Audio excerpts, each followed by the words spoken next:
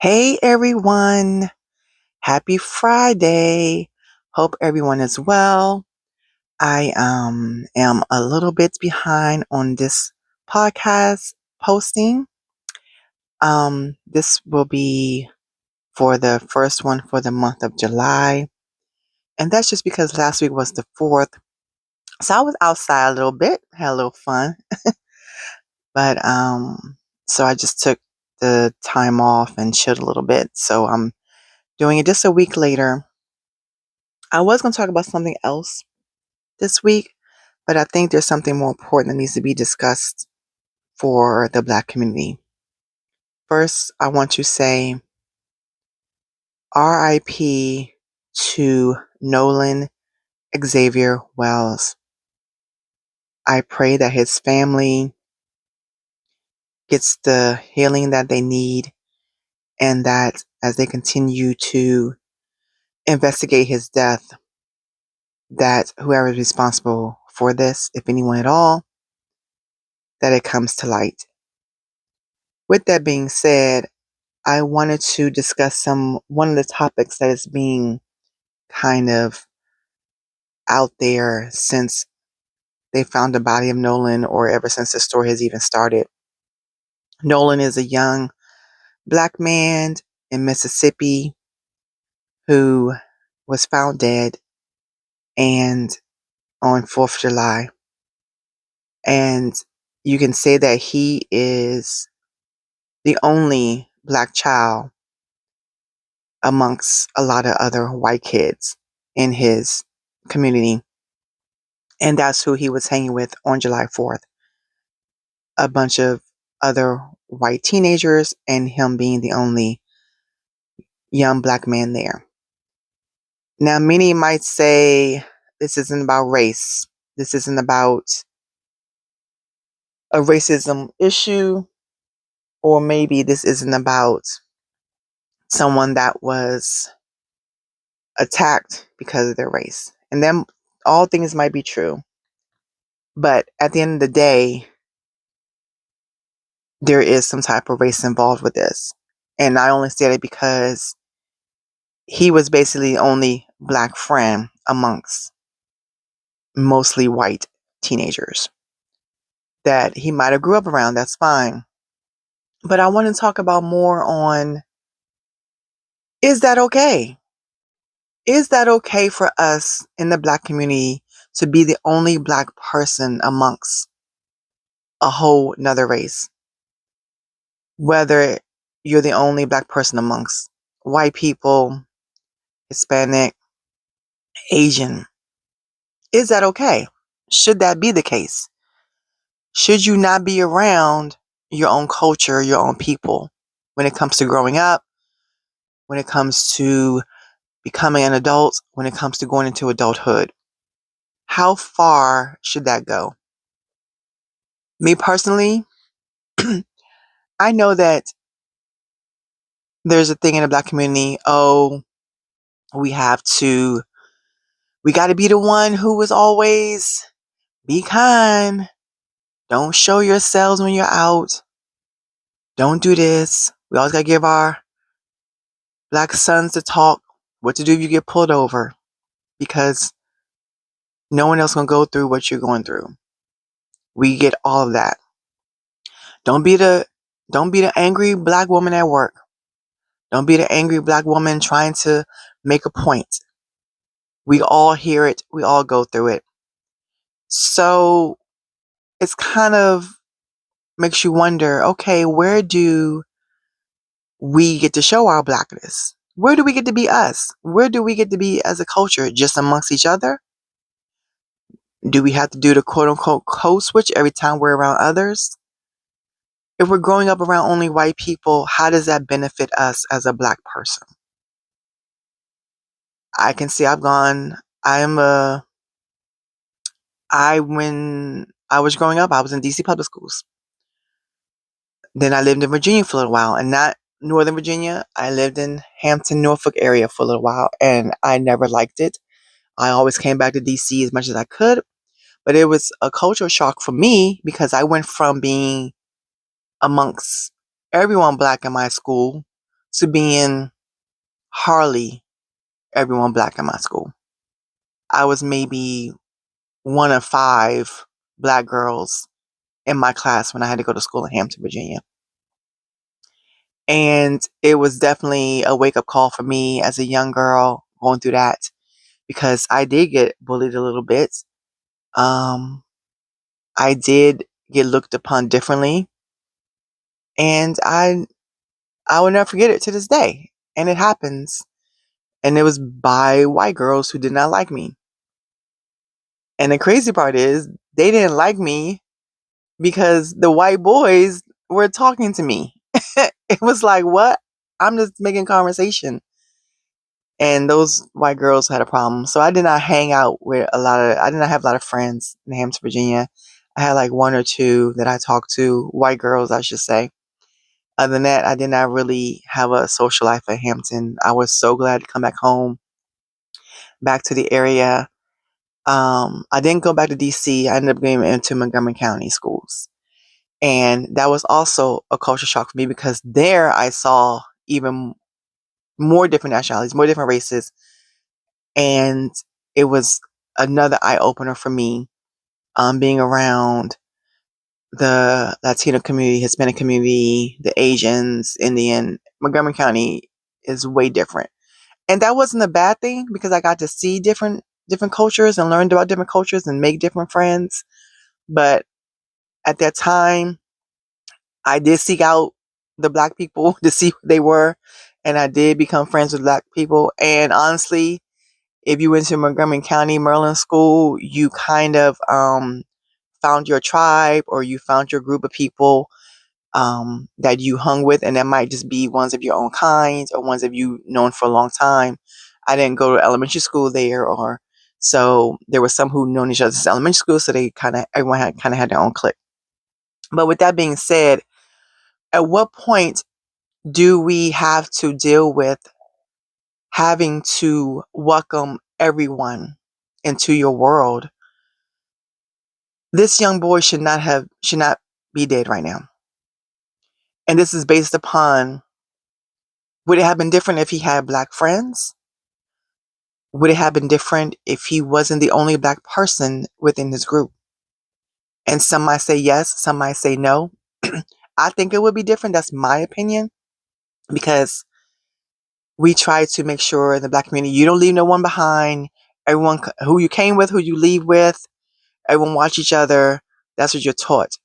Now, maybe they teach that in the white community too, but that doesn't mean they followed through when it came to young Nolan. And it just seems like maybe something happens with him. Supposedly something happened with him and one of the friends that he was with.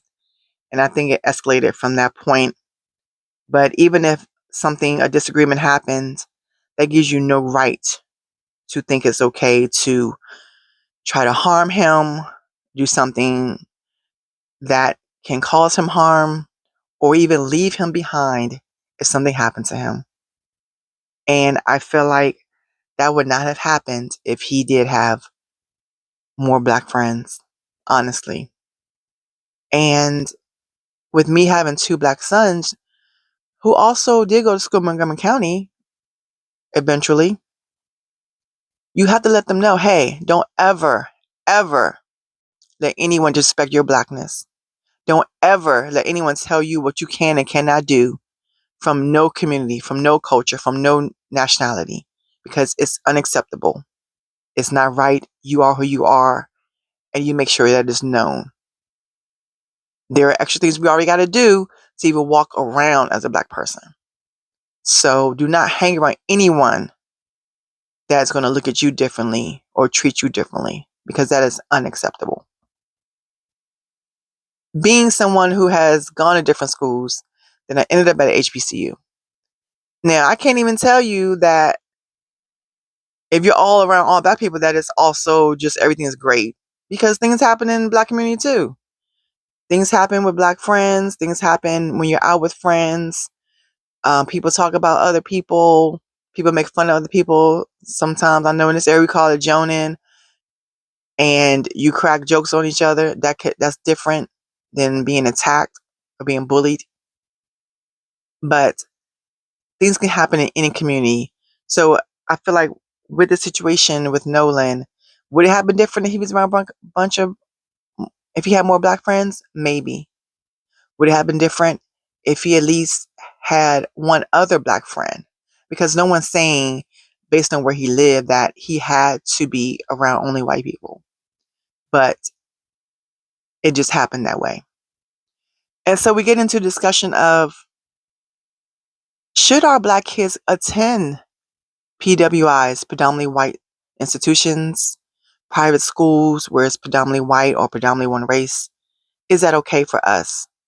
And no one's saying that it's not, because you want the best for your child. You want them to get the best education. You want them to excel in maybe a sport, or you want them to get the highest scholarships from different colleges who recognize that, high school or whatever the case may be. But at what cost? At what cost are we doing this? And being someone who has gone to predominantly white school, HBCU, a predominantly black school, we have to understand that no matter where you are, things can happen. And so you really have to talk to your child one-on-one to let them know, hey, this might happen here, this might happen there, and this might happen there. Because anything can happen anywhere, any given time, no matter what school you go to or where you're from. The difference is the adults that you are around in those schools, in those neighborhoods, in that community. How are they treating the black kids within that area? How is the community treating the black kids in that area? Are they treating them differently than how they're treating the white kids? Are teachers showing favoritism to certain kids over kids of different nationalities? That's what makes a difference. How are the adults treating the kids who are within the minority?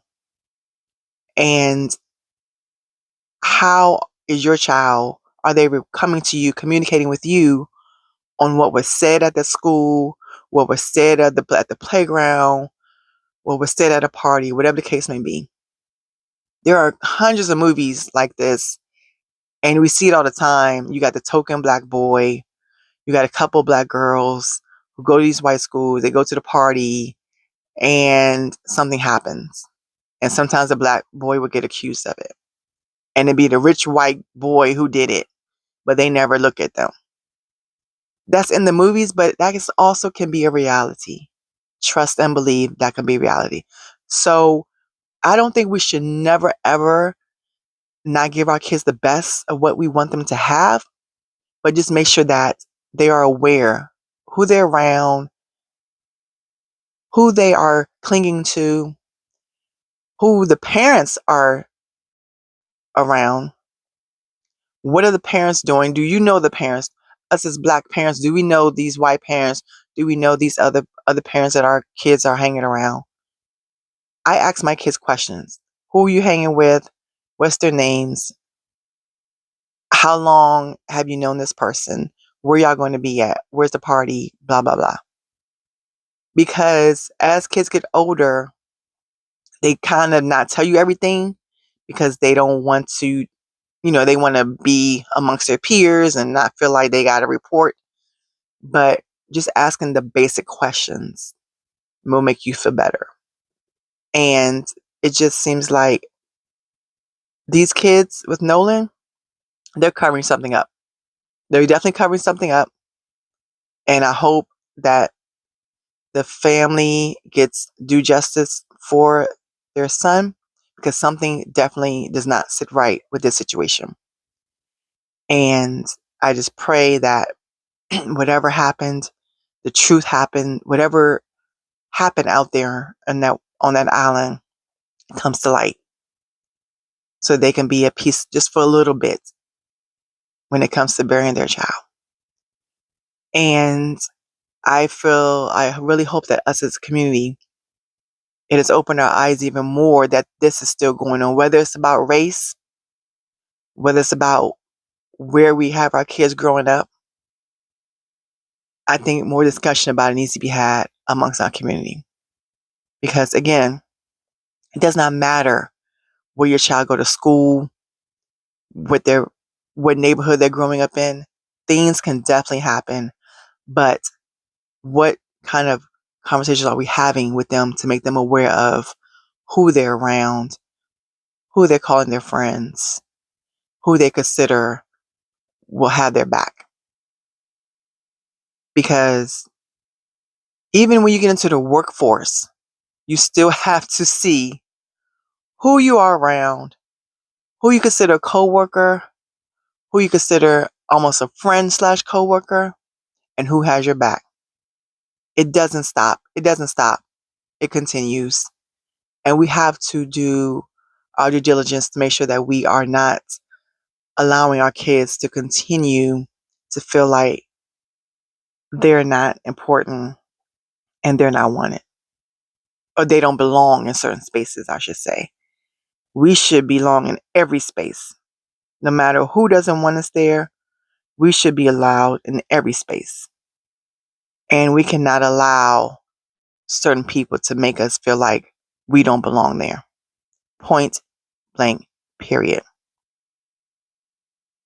So again, I hope we have these discussions even more. I think this week has been an eye opener for us all when it comes to Nolan Wells and when it comes to us within the community and justice being served. Because Nolan Wells not the first, and unfortunately, he might not be the